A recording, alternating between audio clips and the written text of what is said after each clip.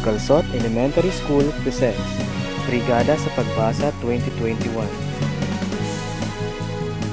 This activity starts with the orientation of the registered volunteers regarding the different techniques and reading development among learners, observing the IATF health protocol, crafting and preparation of reading materials that are suitable to the learner's level and ability, sourcing and linkaging for possible donors to sustain the implementation of the program.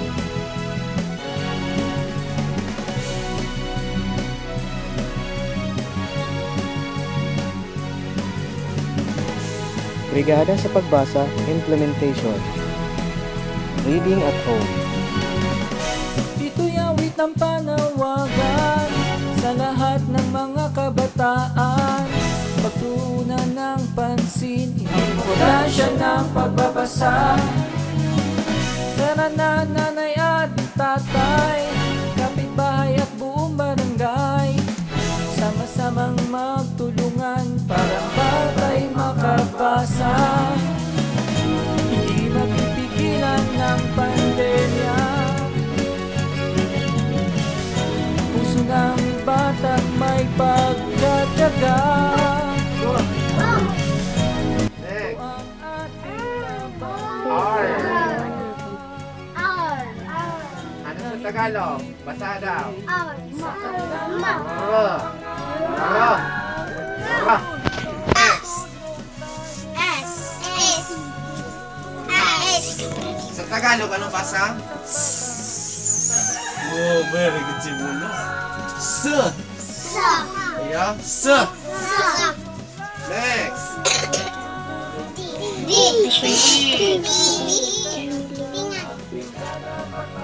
Si Totoy at ang tinapay. Si Totoy ay may dalang tinapay. Nang mapadaan siya sa tulay,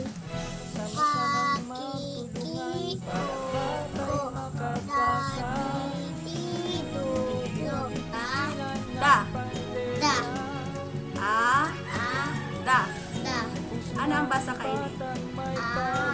Plans in the implementation of the program.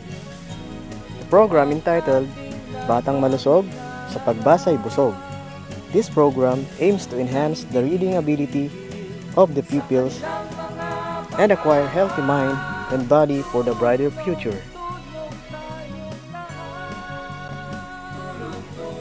Support needed. Adequate fund for the reading program. Presence of sufficient reading materials. Maximum participation of parents, community, and stakeholders.